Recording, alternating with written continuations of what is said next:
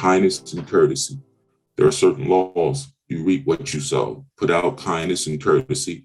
You give in some way, shape, form, or fashion. The powers that be it God, the source, the light, the universe, the creator, the one, whatever you choose to call it, that energy will find its way back to you.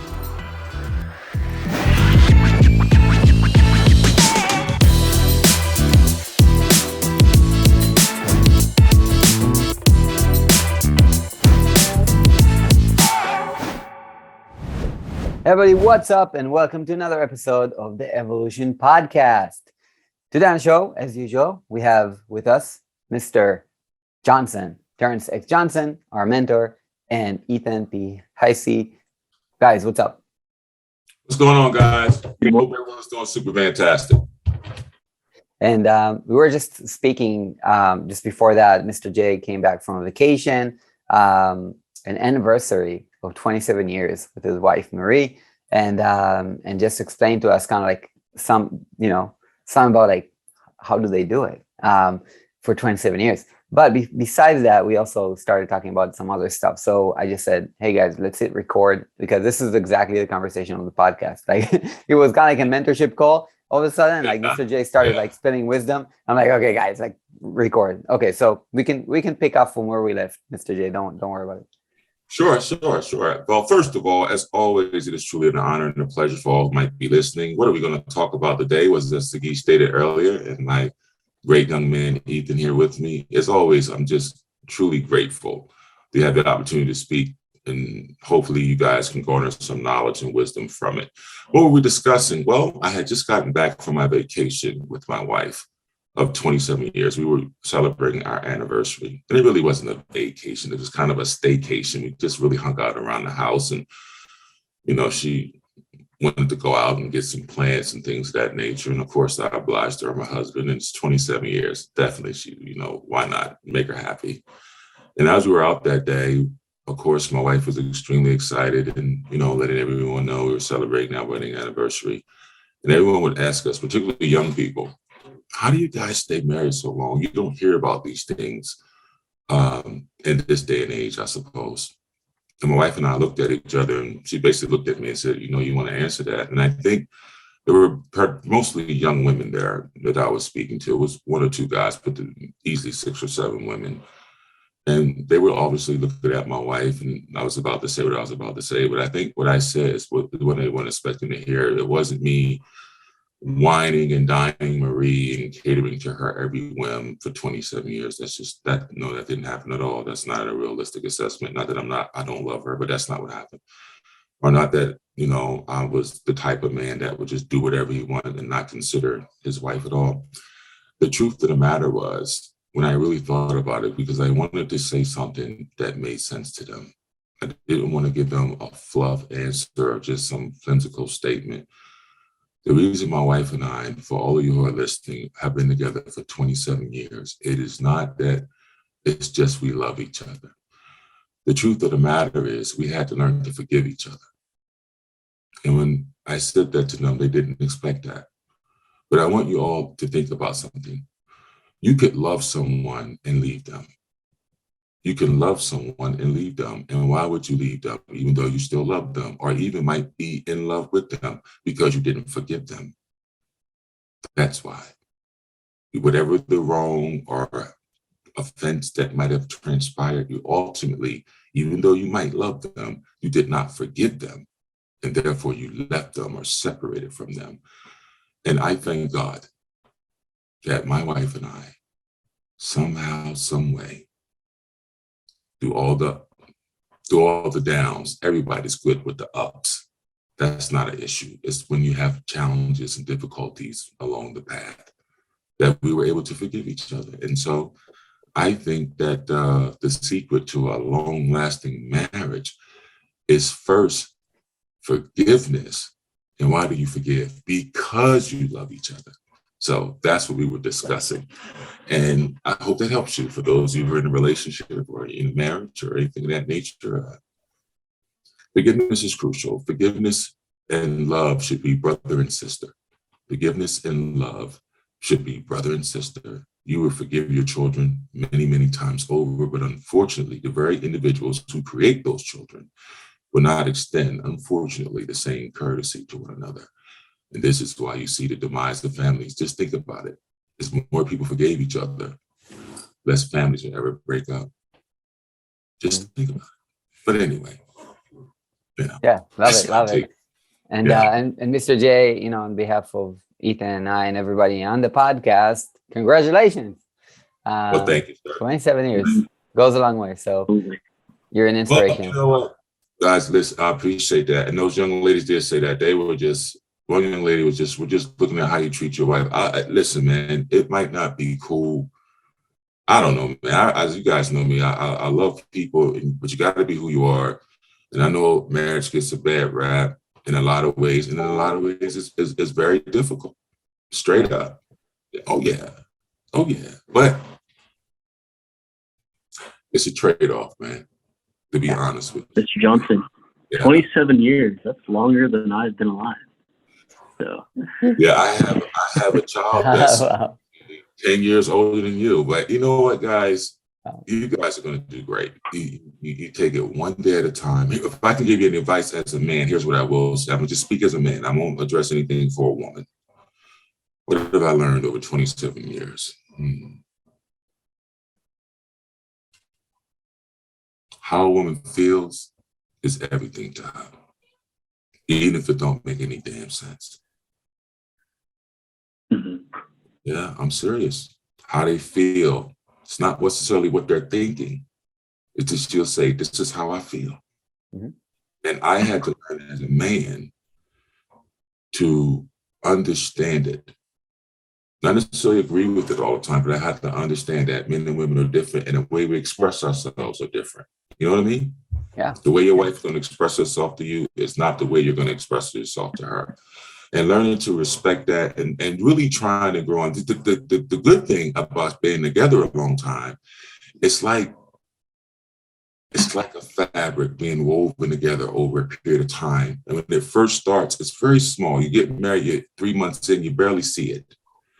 But at 5 years, you're building your fabric of your life, your relationship. And in some of those pieces, there are some rough patches. Some of those pieces, there's some frayed fabric. But if you keep weaving it over and over and over 10 years, 15 years, 18 years, 20 years, 22 years, 25 years, 27 years, next you know you're at 30 years, you weave this marvelous fabric of life. The sad part for young people, and unfortunately for a lot of people, nobody wants to go through anything with their relationship. No one wants to go through any pain, no struggle, no anything. And I can appreciate that. Hell, I didn't. But I would be less than solid as a human being to tell you that. I'm sure you that the Bible says in good times and in bad, anybody can rock with the good. But it's bad, you really see what you got. Yeah. And if you can get through that, man, you can have a wonderful experience. So and let me say this for all of you listening, because my wife's not in the room, but I want to acknowledge my wife. I would not be the man that I am without my woman. Now, would I still got the bag? Oh, no doubt. No doubt about that. I didn't need my wife. I wanted her. And I think people need to understand the difference. I didn't need her. I didn't need a woman. I wanted my wife. And I know that's why the desire for her is still there, because I desired her as a woman. She was beautiful. And so I would be less than solid to sit here and speak as some authoritative figure on marriage and relationships and what I've accomplished in my life without giving Marie the just due that she truly deserves. And I say that because, I'm a solid dude. To say my wife is my best friend is a insult to her. It's an insult. My wife is my balance. And I say that with all sincerity. I love her. She's my girl. We still down with each other. She still pisses me off. She still get on my damn nerves sometimes. I'm telling y'all the truth. But I wouldn't go through nothing without her, man. You know how women respect fidelity? Be faithful to me. I'm saying this to the young women who might listen. Men respect loyalty. And my wife held me down. She did. She did. So if she was to ever leave, you hear me telling you on tape, you can hear this. She ain't got to put me in front of no dude with a robe, bro. She can get half off the rent because she was there with me when I ain't have a damn thing. When I was behind on my child support, my wife helped me. She did. Didn't come at me, didn't talk reckless to me. She loved me. She wanted me to be okay. And now I got in that position. That's why she can enjoy the fruits of where she was. So I hope that helps and just inspires people. Believe in love. Love will be tested. Love will be challenged. But it must be. It's an absolute necessity. Your love cannot grow without adversity. It cannot strengthen without it being placed in the fire. And if you can survive it, what's that after 50 years, you get the what, gold platter? Isn't that how it goes, 50 years or something like that? Do you guys know to get the gold, how do you get gold? You have to purify it. How do you purify something? You put it in the fire. Mm. That's why if a couple's married 50 years, they give them that platter. Because you can't tell me they didn't have 50 years of some up and down times. But anyway, Yeah. I hope that helps. Let's talk about here's what I want to share with you guys. What I was about to get into with everyone was when I was young in business, we had transitioned from the marital conversation to this. And Sagi was like, Mr. J, we should record this because I was about to tell him where I screwed up a lot. And what I was about to tell him and what I'm going to share with all of you is this. Looking back on my career, you don't want to have regrets, but unfortunately, many of us do. No one's perfect. Everyone makes mistakes. Should I went left when I should have went right? Should I went straight when I should have went left? It happens. But the one thing I look back on that I really wish I could do over again is I would have enjoyed it. I would have enjoyed being young in business and not so just focused on making money. And I know that might not be what someone would expect me to say, but it's cool. You gotta make money. You gotta have resources to live in the world. I totally get it. But I was a young executive, and you're managing millions of dollars, whatever the case might be, and you're wearing your suit, your tie, and you're playing this game. It's all a game. It's all a game, man. It's all a game. All of it. And those who play it the best win the most. It's just that simple. It's the game of business. And I did well. I did. Yeah. Yeah, I did. I did very well. I did. But looking back on it, I would have enjoyed it more. I would have took more risk. I wouldn't have second guessed myself. Yes. Yeah. I wouldn't have doubted myself, even though the people around me didn't understand what it was I was trying to convey. And that's what I wanted to share with you guys today. Man, listen, you're young. Ethan just said, Mr. Johnson, you've been married longer than I've been alive. Man, 27. Didn't mean it in a disrespectful way, Mr. Johnson. No, man, listen. No, listen. I was just like, wow, that's a long time. I've only been married for 2 years. That is a great tool for all of us to observe the passage of time. Here, today is our guy Sagi's birthday.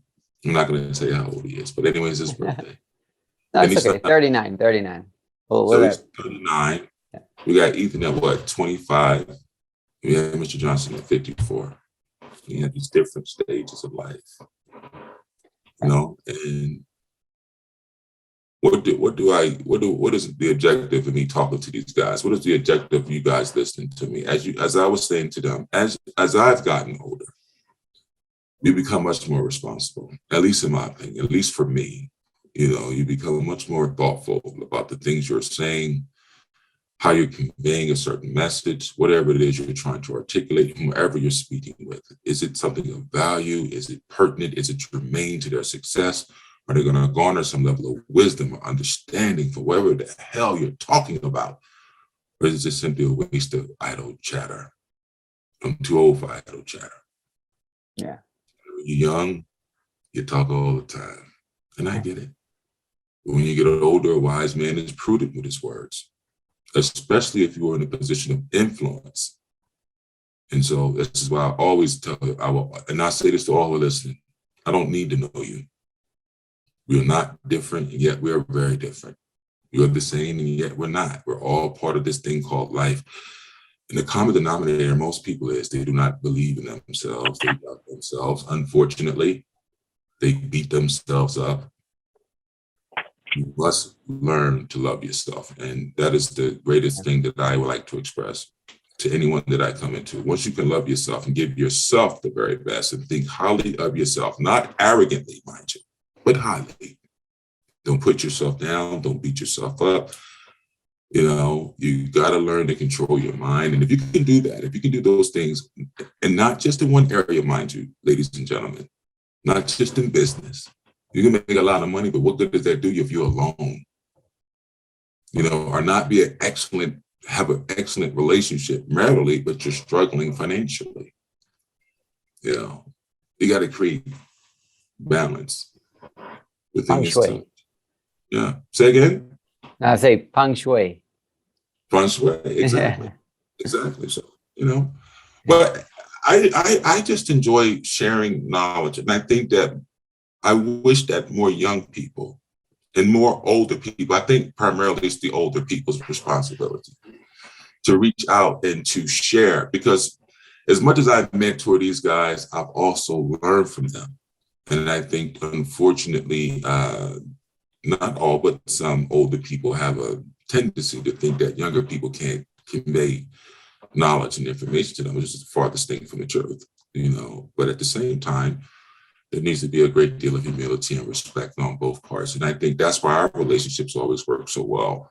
But I think it's always incumbent upon the elder as well to set that example as best as he or she can. Right. You know, whatever that individual might be dealing with. So, yeah. But enjoy your business. That's what I was going to say. Where did I fuck up on? I didn't have the balance in my life. I was just so driven to make money and did not focus on my health. Mm-hmm. Did not focus on my emotional health. You know, see now, you know, some 30 years later, you know, everybody talks about mental well-being. These things were taboo back then. Nobody talked about that. And that's cool. And that's the evolution of society, and which is great. Yeah. But so when I look back on it, I tell all my young guys, man, especially my young men, stop putting so much pressure on yourself. You know, here's a secret.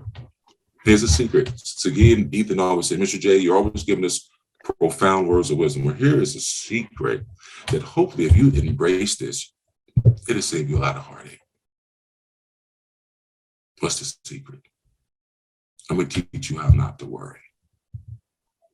Mr. Johnson, how can you teach a person not to worry?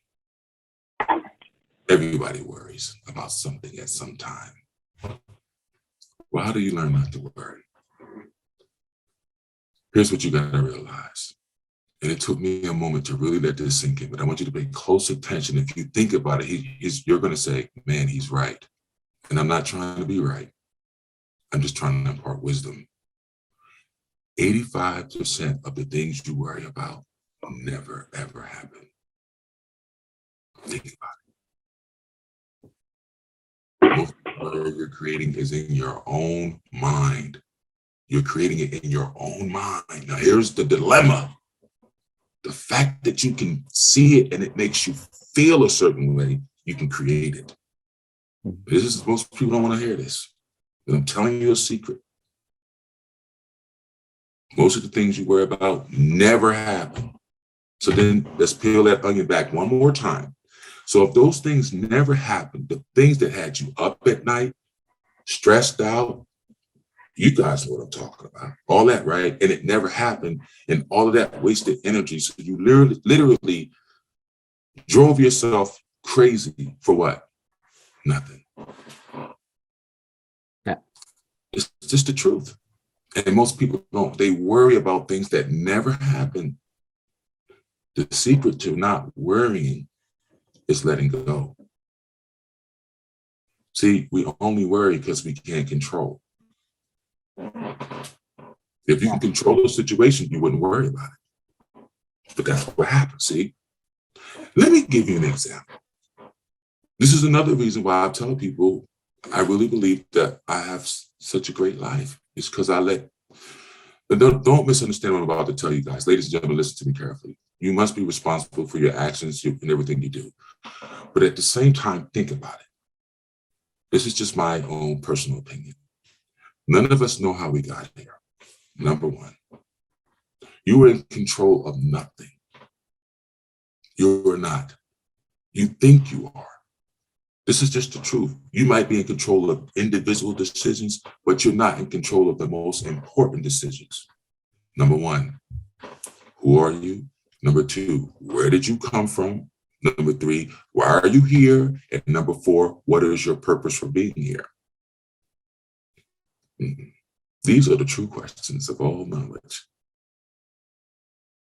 You've been absorbed into the collective consciousness of becoming and making money and being a so-called human being. None of us know where we go. We all have a belief. We cannot prove what we believe. We just believe what we read. This is the truth. Mm-hmm. We base that off of personal experience. Yeah. Yes. He or she that thinks deeply will find. You have to seek it. And at this age of my life, like I said, you get a house, you get a car, you get some money, put some money in savings, you have some crypto, you have some stocks. Okay, now what? Now what? Okay, you became a responsible adult. Now what? Now you're a grandfather. Okay, you know, it's troubling to me. That drummer constantly hitting the beat of time, marching me to my grave. The inevitable stop. And there's nothing I can do about it. And the older I get, the more I face my own mortality. And that in itself makes me think in a different capacity, in ways I've never thought of before. You don't get this at 26. You may have a snippet of it at 39. But as you get older, you see your parents pass on, your mother, your father, your aunties, your uncles. The cycle of life and the things that we've all heard elder people say, that the things we thought were important weren't the important things. I don't want to fall victim to that. You know, is it just about making money? No. You know what it's about, man? Finding out your purpose. What are you doing here? And think about it. No one talks about this stuff. No one talks about it till they're faced with some tragedy or at that precipice of some critical mass. You know, and as you get older, I'm telling you, man, life changes. So enjoy it. Yeah, enjoy it while you're young. Build the foundation. Be loving, be kind. It doesn't make you weak. I didn't say let no one disrespect you. Talk to you like any kind. I never said that to anyone who might be listening, because I know how people are about respect. But what I am saying, kindness and courtesy. There are certain laws. You reap what you sow. Put out kindness and courtesy. You give in some way, shape, form, or fashion. The powers that be it God, the source, the light, the universe, the creator, the one, whatever you choose to call it, that energy will find its way back to you. I love it. And I recently just, I think, you know, as we have more of these conversations, then I see it in my business. You know, the less I worry, the more things just happen. And yeah, but there is a force, and that's something that I'll bring up, which tests your belief. And that's kind of like, it seems like there's a force from God, I don't know, like a state ruling the universe. So whenever you try to grow to your next level of yourself, there's a force of resistance that comes to test you. When you try to grow to the next stage, it seems all goes wrong. So have you found that to be true, guys? Like, I'm just asking. I love, first of all, whenever I hear someone say something of substance, it always makes me think, and I acknowledge what you just said. Now, I appreciate the word that's used. You call it a force. There's this force. I don't call it a force. No, I don't call it resistance. In a sense, it's not. There are only two forces in this world. Good and evil. Good and evil. Good and evil. Now, let's understand this for a moment. Because most people think you have to to be good all the time. Most people, if you are good all the time, you're usually walked over. And most people misunderstand good in a lot of ways because we only think things that are good for us should feel good, taste good, smell good, look good. That's our definition of good. But let's think about this for a moment. You have a little son, and he has a fork in his hand, and he's taking the fork and he's heading towards the plug and the outlet in the wall. And you see what he's about to do, and you slap his hand, you tell him, no! Hey, he cried. But that was for his what? It was good. Was it not? Mhm. It was for his Yeah. good, even though it Sure. hurt. It was for his good. Yep. Now, see, people don't understand good. What do you mean if it's good, it shouldn't what? Hurt. So when you're trying to go to this next level, and you call it resistance or this force that's trying to stop your good, that's trying to stop your good. Listen, no, this is good. The resistance piece, the force you're talking about. That's by it doing this, it's making you what?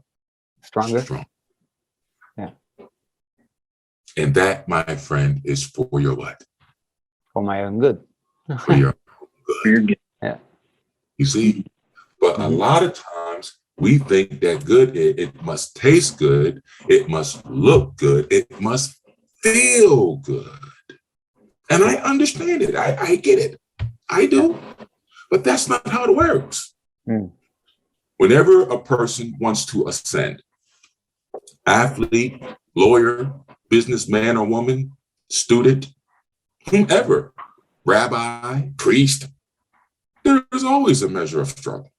Yeah. It's the human condition. The greater question you should ask yourself is, why does it happen? That's the greater question. You know it happens. We've all experienced it. Why doesn't it just go what? Easy.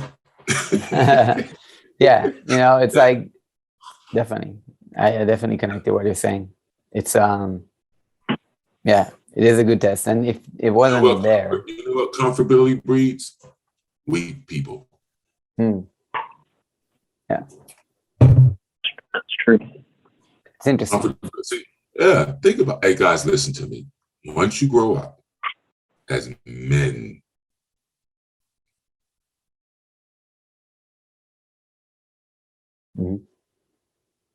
once you grow up, don't fool yourself.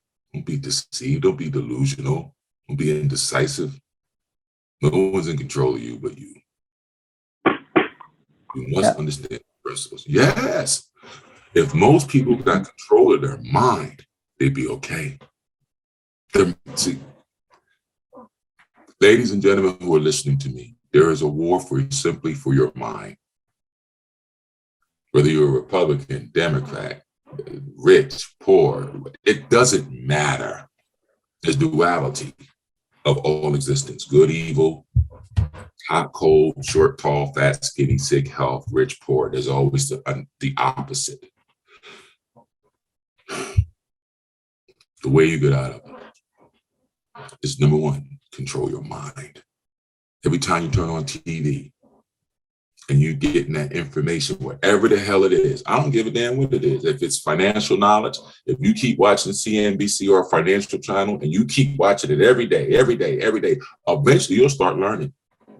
If you watch a bunch of BS, if you watch negative stuff and things that are not good for your spirit, if you watch a bunch of killing, a bunch of murder, people don't understand the world is a reflection of the heart of people. They don't understand this. They think like this stuff comes out of nowhere. Evil has to be invited in. It can never just come. You have to let it in. You have an evil thought about a colleague. You don't like this guy or this girl. The thought comes to your mind. You got two choices at that time. You can meditate on that thought and ponder it, or you're like, I don't have time for that.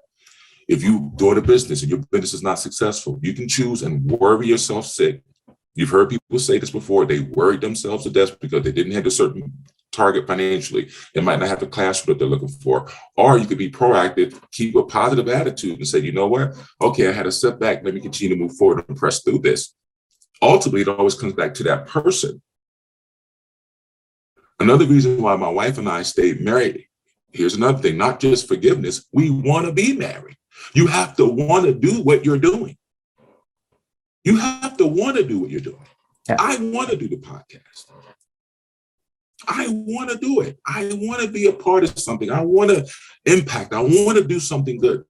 People don't understand the simple desire of action, belief, your vernacular, your faith, your imagination, and your heart and your will. These are all your hidden powers. The ones most people never use until it's too late. Mm.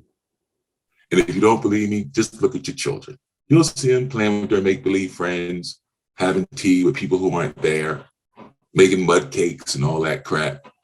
They're in their own world because it exists to them. Unfortunately, as adults, we beat it out of them and tell them stop, daydreaming and buckle down and get a real job. Yeah. Yeah. I want to play make believe. And when you think about it, now you have all these coaches saying you have to what? Create. Now, so the same thing you were doing as a child, they're telling you to do as an adult. I find it hilarious. Yeah. You got to create what you want now and all this other stuff. Ain't that what the child was doing?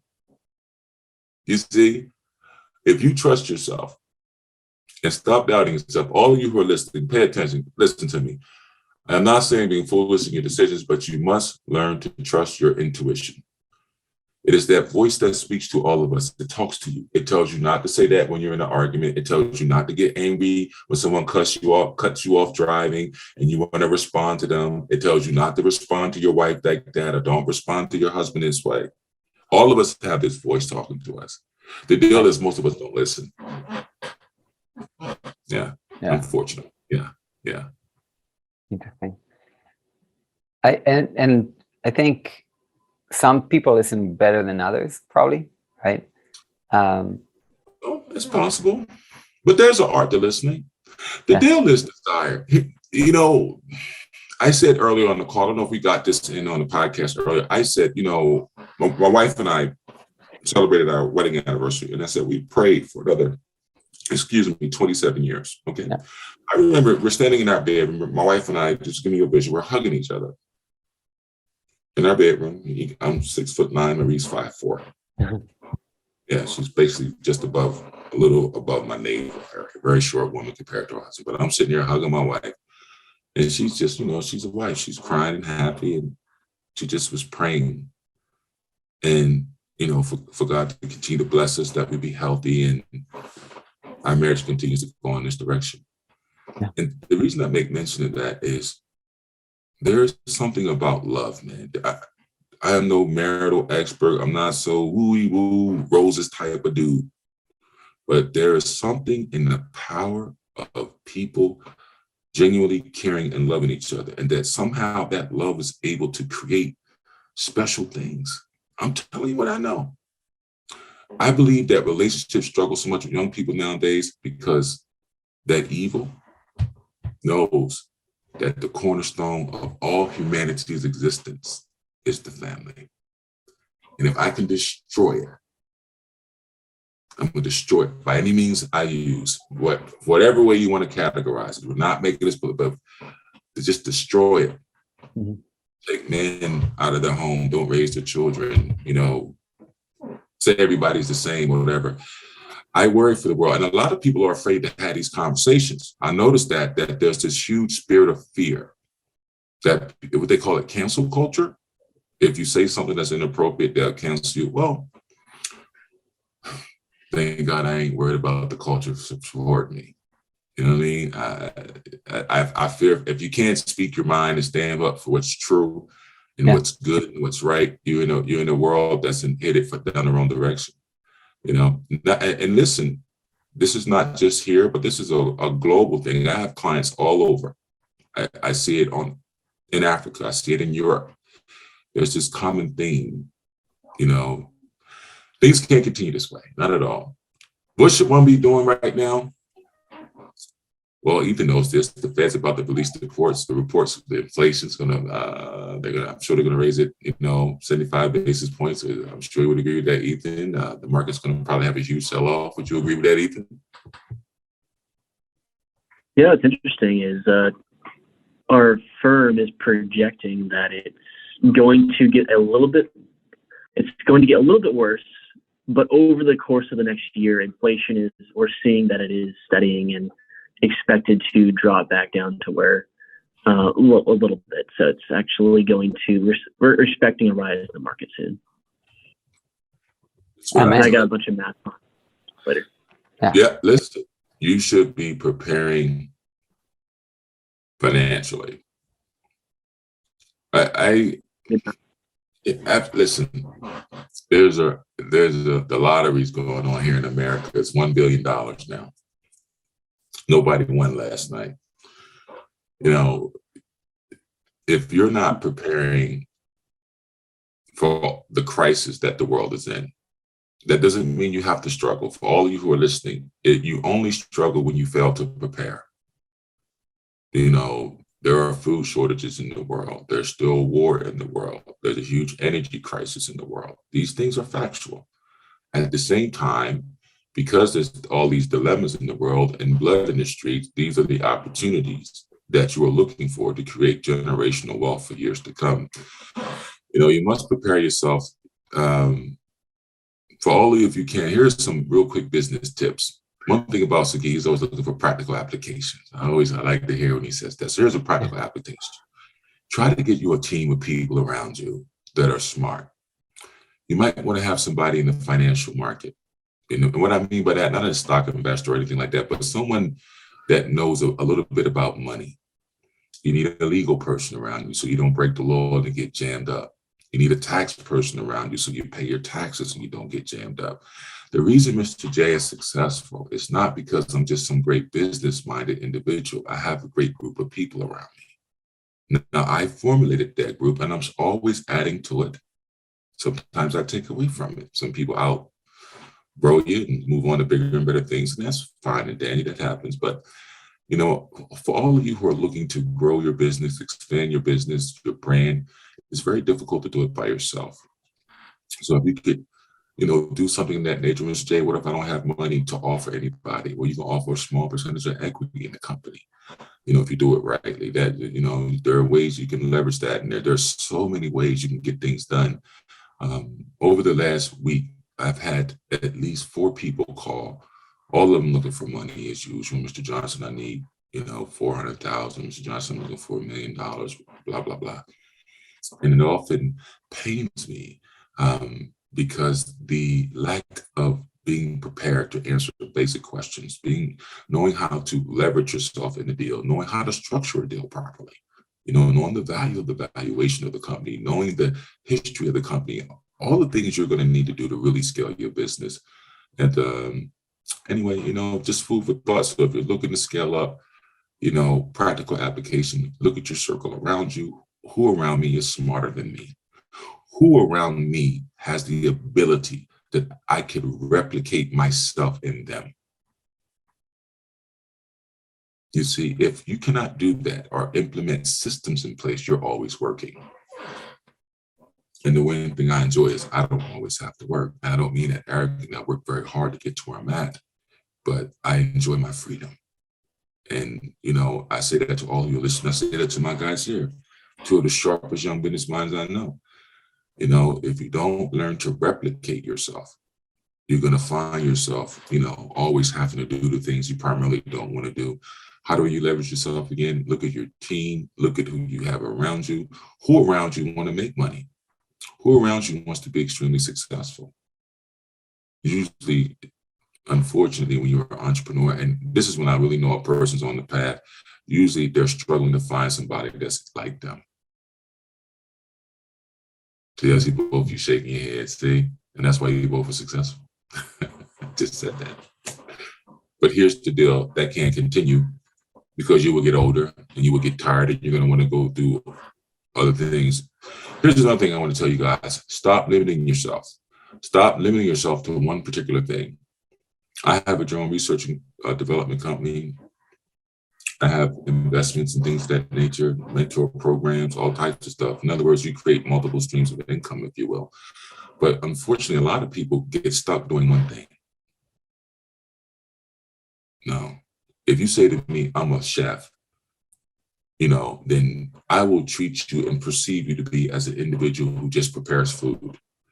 If you say to me, I'm a ballerina, then I will perceive you in that regard. But if you say to me, I'm a businessman, I'm a businesswoman, now you can be one of many things. I'm a businessman who happens to own a drone company, who happens to own a design company, who happens to own this. This is another thing I want you guys to understand. Now, you have time because you're young, but don't just get trapped with doing one thing. It's that old adage, true. It's true. Nothing truly lasts forever. Nothing. So I hope that information helps you guys out. Definitely. It's, everything that you're saying and speaking out of experience is definitely something that I'm looking forward to. And exactly now, it's like 39, reflecting on my, what I've done in the past decade. This is the last year of this decade for me.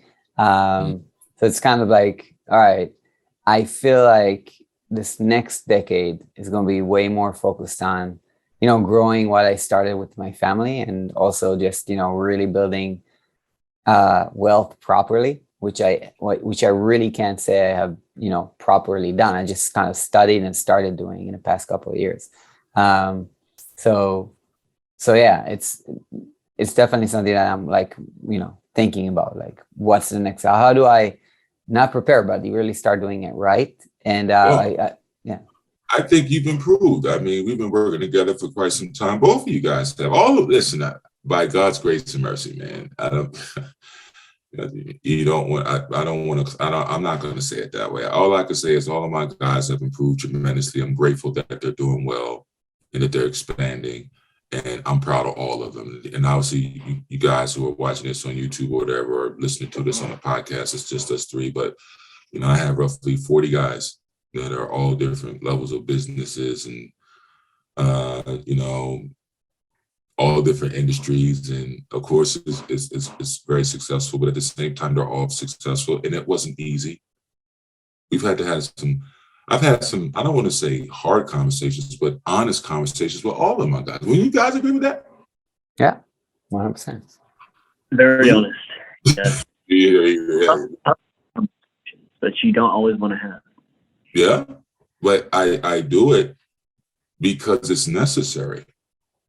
The one thing that I learned in business is that most men are being coddled. No one wants to be, listen, it was this guy, he was my boss. He was a great guy. I look back on it, when I was younger, I was like, I didn't understand a lot of his methodologies, but when I got older, I look back on it, I do now. And man, he was on my ass, man. Jesus. The way I remember I wrote an email to him, and he says, is this the best you could write an email? Something to that extent. How much money am I paying you? And what the? Just he was just always on me. But one day he pulled me to the side and he says to me, do you know why I'm on you all the time? Terrence. I said, no, he's my boss. At that time, I needed my job, no different than anybody else. And he says, because you have such great potential. And he said, one day you're going to leave this place. This is a true story. He said, one day you're going to leave me. I already know it. This place is too small for you. And I look back on it, and he was right. He pushed me because I wasn't pushing myself. It's just the truth, man. When you are an entrepreneur, the downside to it is no one holds you accountable. You don't have to answer to anyone. And so really, we tend to, even though we really think we're doing our best, you know what I mean? But when you work for someone and they have a standard, you have to meet that standard. Right. And so when I see you two, it was simple to me. They're going to meet a standard. Yeah. 100%. Yeah, It's just and yeah, and I can say, like, everything that I've done regarding, like, since we started working, I've, first of all, improved my standards, like started thinking bigger, much bigger, and then took actions towards, improving and getting bigger. And that's why now, I have this new CEO in the company, and the person that replaced me, like at the beginning, where he said, like, most entrepreneurs can find someone to replace them in the business. So I found someone to replace me kind of like in the business. And also put a team around me of financial advisors that, are there to support me and help me, make decisions. So one thing I want to say to all of you too, when you put these people in place, always remember, and don't ever forget this, this is probably the most important thing. Don't ever forget, you're the fucking charge. Mm-hmm. Don't ever forget that. Don't ever forget that. It's your team. You're in charge. I mean, and why did I say it like that? Because that happens. I've seen it happen a lot. All of a sudden, the team running you. No.